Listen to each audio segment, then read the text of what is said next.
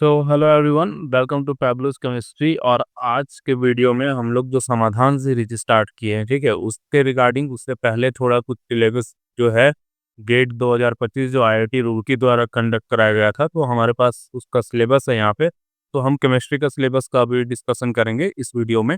और उसके बाद हम क्या करेंगे कि उसी में से कुछ टॉपिक जो है उसको पढ़ा के आज का वीडियो को बाइंड अप करेंगे। ठीक है, चलिए देखते हैं गेट का जो केमिस्ट्री का पोर्शन है, जो लाइट साइंस वालों के लिए सरदर्द बना हुआ है, उसमें देखते हैं क्या क्या पूछा गया है। ठीक है, और एक्चुअली होता क्या है ना कि जो लाइफ साइंस के लोग होते हैं वो केमिस्ट्री को जनरली अवॉइड करने का ट्राई करते हैं कि 10% 20% लोग यदि अपना केमिस्ट्री को बहुत तगड़ा कर ले तो अप्रोच थोड़ा अलग भी हो सकता है। मतलब आप कॉन्फिडेंट है अपने जियोलॉजी और बॉटनी या फिर माइक्रोबायोलॉजी या फिर प्रोसेसिंग को लेके, ठीक है, क्योंकि वहाँ पे आपको ऑप्शंस अवेलेबल दिख रहे हैं। ठीक है, लेकिन केमिस्ट्री ऐसा पोर्शन है, यदि आप केमिस्ट्री को स्ट्रॉन्ग कर लेते हैं तो केमिस्ट्री स्ट्रॉन्ग करने से क्या होगा ना कि आप बहुत सारे लोगों को ऐसे ही पीछे कर दोगे। समझ पा रहे हैं? तो इसलिए केमिस्ट्री पे हम फोकस कर रहे हैं और साइड बाय साइड अपना बायो जो है उसको आप पढ़ते रहे कि वो लोग रैंक अच्छा करने में, रैंक इंप्रूव कराने में आपका हेल्प करेंगे, बट केमिस्ट्री से आपका सिलेक्शन होगा, ऐसा मैं सोच सकता हूँ। या फिर आप यदि केमिस्ट्री अच्छा कर ले रहे हैं तो आपका सिलेक्शन कंफर्म हो जाएगा केमिस्ट्री से। ठीक है, ये केमिस्ट्री के क्वेश्चंस बहुत सिंपल पूछे जा रहे हैं, ऑलमोस्ट 11-12 लेवल के क्वेश्चन है, नीट जेई के लेवल के क्वेश्चन है। ठीक है, कोई क्वेश्चन ऐसा एडवांस लेवल का नहीं गया हुआ है, सब जेई लेवल तक में आके आपका इसमें प्रिपरेशन हो जाएगा। एक तो कहीं ना कहीं आप 11-12 में नीट जेई के लिए कहीं ना कहीं कुछ ना कुछ तो पढ़े ही होंगे, तो बहुत अच्छे से केमिस्ट्री को कवर कर लेंगे तो आप ऑलरेडी सेलेक्टेड हैं गेट में, यदि केमिस्ट्री आप सही कर ले रहे हैं। ठीक है, तो चलिए आइए देखते हैं सिलेबस में क्या क्या है यहाँ पे। ठीक है, तो सबसे स्टार्टिंग में जो यहाँ पे हम देख पा रहे हैं कि GATE life science chemistry, chemistry का कोड दिया हुआ है यहाँ पे। ठीक है, केमिस्ट्री का कोड दिया हुआ है एक्सेल पी। ठीक है, तो देखिए compulsory for all XL candidate, जितने एक्सेल के कैंडिडेट है ना, मतलब लाइफ साइंस के कैंडिडेट है, उनके लिए जो होता है केमिस्ट्री का पोर्शन क्या होता है, कंपलसरी होता है, compulsory for all XL candidate. ठीक है, नेक्स्ट सबसे पहला सेक्शन है, मतलब कुछ सेक्शंस में डिवाइड किया गया सिलेबस को। पहला है एटॉमिक स्ट्रक्चर एंड पीरियोडिसिटी। तो एटॉमिक स्ट्रक्चर और पीरियोडिसिटी में ना दो चैप्टर को बाइंड अप, मतलब एक साथ कंपाइल किया गया है। जैसे एटॉमिक स्ट्रक्चर आप क्लास 11 में पढ़ते हैं, सेकंड चैप्टर। ठीक है, सेकंड चैप्टर क्लास 11 का, और साथ ही साथ थर्ड चैप्टर, तो इन दोनों को एक साथ बाइंड अप कर दिया गया है, एटॉमिक स्ट्रक्चर और पीरियोडिसिटी। ठीक है, अब यहाँ पे देखो स्ट्रक्चर और बॉन्डिंग। यहाँ पे स्ट्रक्चर और बॉन्डिंग में अब देखो, पहले सेक्शन 1 को डिटेल में जान लेते हैं। इसमें प्लैंक क्वांटम थ्योरी, बहुत आसान वाला थ्योरी है, आप लोग पढ़े हैं। ठीक है, Planck quantum theory, wave particle duality, ठीक है, uncertainty principle, comparison between Bohr's model and quantum mechanical model of hydrogen atom, electronic configuration of atoms and ions. ठीक है, Hund's rule, Pauli exclusion principle. बहुत सिंपल सिंपल टॉपिक है, इससे बहुत आसान questions बनते हैं। नीट में बर्बाद पहले पूछा जाता था क्वेश्चन, बहुत सारे क्वेश्चन पूछे जाते थे। ठीक है, यहाँ तक तो हो गया आपका सेकेंड चैप्टर, मतलब एटॉमिक स्ट्रक्चर के बारे में। और यहाँ पे जो दिया हुआ है periodic table and periodic properties, ये है चैप्टर थर्ड आपका एनसीईआरटी बुक के according, ionisation, electron affinity, electronegativity and atomic. ठीक है, तो ये सारे जो टॉपिक्स दिए हुए हैं ना, बहुत आसान क्वेश्चन बनते हैं, थोड़ा कॉमन सेंस वाले क्वेश्चन है, और ये टॉपिक यदि एक बार पढ़ लो तो इनसे जो क्वेश्चंस है वो कभी आपसे गलत होंगे ही नहीं। समझ पा रहे? तो इस तरीके के क्वेश्चंस बहुत आसानी से बनेंगे। तो एटॉमिक स्ट्रक्चर, पीरियोडिसिटी पे सेक्शन 1 में गेट में यहाँ से क्वेश्चन पूछे जाते हैं। ठीक है, तो चलिए आते हैं सेक्शन 2, जिसमें क्या है स्ट्रक्चर एंड बॉन्डिंग। ठीक है, स्ट्रक्चर एंड बॉन्डिंग, इसमें आपको आयोनिक और कोवेलेंट बॉन्ड के बारे में पढ़, बहुत simple concept, ionic and covalent bond. फिर है एमओ एंड वीवी अप्रोचेस। ठीक है, और फॉर डायटोमिक मॉलिक्यूल्स। फिर वीएसईपीआर थ्योरी, ये सब केमिकल बॉन्डिंग का है। शेप ऑफ मॉलिक्यूल, ठीक है, हाइब्रिडाइजेशन, रेजोनेंस और dipole moment, structure parameters such as bond length, bond angle, bond energy, hydrogen bonding and van der Waals interaction. Ionic solids, देखो आयनिक solid दिया है तो अब यहाँ पे थोड़ा सॉलिड स्टेट को से रिलेट करके क्वेश्चन पूछा जाएगा। ठीक है, सॉलिड स्टेट पहले क्लास 12 में था एक चैप्टर, उसको हटा दिया गया अभी, बट यहाँ पे क्वेश्चन पूछा जाएगा। आयोनिक रेडिया, लैटिस एनर्जी, ये सब आपको समझ लीजिए कि आयोनिक रेडिया वाला तो हम लोग ये पीरियोडिक टेबल में ही कवर अप करते हैं। ठीक है, lattice energy, born neighbour cycle, ठीक, थर्मोडायनामिक्स में थोड़ा सा रहता है, एचएसएवी प्रिंसिपल। ठीक है, ये जो दिया है, ठीक है, तो इस तरीके से यहाँ पे HSAB प्रिंसिपल थोड़ा मे बी डिफरेंट लग रहा है, बट यहाँ तक का जो है ना, यहाँ तक आपका पूरा प्योर एनसीईआरटी का चीज़ दिया हुआ है। ये सॉलिड स्टेट चैप्टर से है और स्ट्रक्चर और बॉन्डिंग में इतना कुछ पूछेगा, ठीक है? तो कोई दिक्कत नहीं है, आसान-आसान टॉपिक्स आ रहे हैं।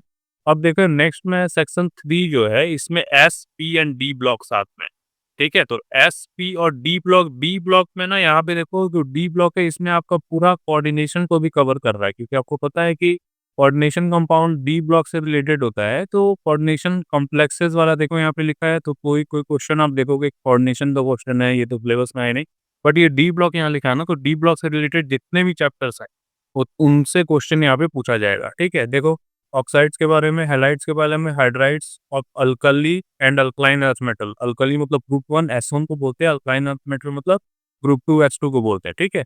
बोरोन, एल्युमिनियम, सिलिकॉन है ना, nitrogen, phosphorus, sulphur. General characteristic of 3D elements. 3D elements आपका मतलब इसके लास्ट इलेक्ट्रॉन यहाँ पे 3D में जा रहा है, तो 3D1, 3D2 इस तरीके से। Valence bond and crystal field theory, ठीक है? ये सब कोऑर्डिनेशन कॉम्प्लेक्सेस के हैं। Colour, geometry, magnetic properties and isomerism. Magnetic property से बहुत सारे क्वेश्चन पूछे जाते हैं, बहुत सिंपल सिंपल क्वेश्चन। आपका मतलब वही सुने हो ना, मन के जीते जीत है, मन के हारे हार। समझ पा रहे हो कि नहीं? वही कहानी है। यदि आप अपने माइंड में ये सोच ले रहे हो कि मुझे गेट एक्सेल निकालना है, क्वालिफाई करना है, तो बहुत आसान से आप क्वालिफाई कर लोगे। कुछ सिलेबस नहीं है, बहुत कितनी सा सिलेबस है, ठीक है? बस आपका थॉट प्रोसेस है कि केमिस्ट्री टफ होता है, केमिस्ट्री टफ होता है। टफ नहीं होता है, आप टफ नज़रिए से देख रहे हैं। लोग बना बोल-बोल के आपको टफ बनवा दिए हैं केमिस्ट्री, ठीक है? बहुत आसान है, रेगुलर करेंगे, सब लोग क्वालीफाई कर जाएँगे। देखिए, केमिकल इक्विलिब्रिया, अब इसमें देखिए यहाँ पे ऑस्मोटिक प्रेशर, ये केमिकल इक्विलिब्रिया लिखा है, बट इसमें 2 चैप्टर को बाइंड अप किया है। इसमें सॉल्यूशन चैप्टर जो क्लास 12 का होता है, ठीक है? सॉल्यूशन चैप्टर और साथ ही साथ इसमें बाइंड अप किया गया है आपका इक्विलिब्रियम चैप्टर, ठीक? तो इन दोनों को एक साथ बाइंड अप किया गया है इसमें। तो osmotic pressure, elevation of boiling point, depression of freezing point, ये यहाँ तक आपका कॉलिगेटिव प्रॉपर्टीज में आता है, ठीक है? कॉलिगेटिव प्रॉपर्टी एक वीडियो भी अपलोड किया था इससे रिलेटेड, ठीक है? कॉलिगेटिव प्रॉपर्टीज में आता है, क्लास 12 में दिया हुआ है। आयनिक इक्विलिब्रियम एंड सॉल्यूशन, ये सॉल्यूशन मतलब इक्विलिब्रियम का पार्ट है। सॉल्युबिलिटी प्रोडक्ट KSE लिखते थे, याद होगा। Common ion effect, hydrolysis, pH, copper, ये सब इक्विलिब्रियम का पार्ट है। इक्विलिब्रियम कांस्टेंट, होमोजेनियस रिएक्शन, ठीक है? ये इक्विलिब्रियम, तो सॉल्यूशन और इक्विलिब्रियम को एक साथ बाइंड अप कर दिया। कोऑर्डिनेशन डी ब्लॉक को एक साथ बाइंड अप कर दिया गया। ऊपर आप देखें कि मतलब पहला जो चैप्टर है उनको बाइंड अप कर दिया गया 2-3, मतलब सेक्शन ए जो बनाया गया इसमें 2 चैप्टर आपका इंडल्ज किया गया है, ठीक है? Atomic structure, periodicity. दूसरे वाले में स्ट्रक्चर एंड बॉन्डिंग, इसमें सॉलिड स्टेट को बाइंड अप कर दिया गया है। तो इस तरीके से यहाँ पे देख सकते हैं। नेक्स्ट है आपका इलेक्ट्रोकेमिस्ट्री। तो इलेक्ट्रोकेमिस्ट्री में देखिए ये वाला जो है ना, इसमें इलेक्ट्रोकेमिस्ट्री प्योर पूछा हुआ है।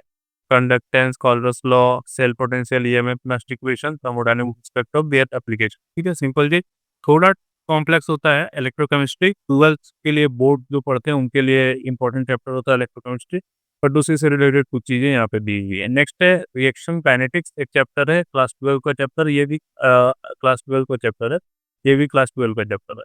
इसमें आपसे रेट कांस्टेंट पूछा गया, order of reaction, molecularity, activation energy, zero and first order and second order kinetics, ठीक है? Catalysis, elementary enzyme reaction, reversible and irreversible inhibition of enzymes, ठीक है? तो सिंपल इसमें केवल रिएक्शन काइनेटिक्स को पूछा है।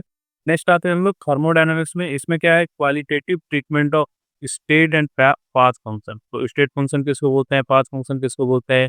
First law, reversible and irreversible processes, internal energy, enthalpy, Kirchhoff law, heat of reaction, ठीक है? हेस लॉ, ये सब थर्मोडायनामिक्स में 2 पार्ट होता है, ठीक है? एक थर्मोडायनामिक्स का और एक होता है थर्मोकेमिस्ट्री। तो इसमें भी थर्मोकेमिस्ट्री आपका मिला हुआ है, ठीक है?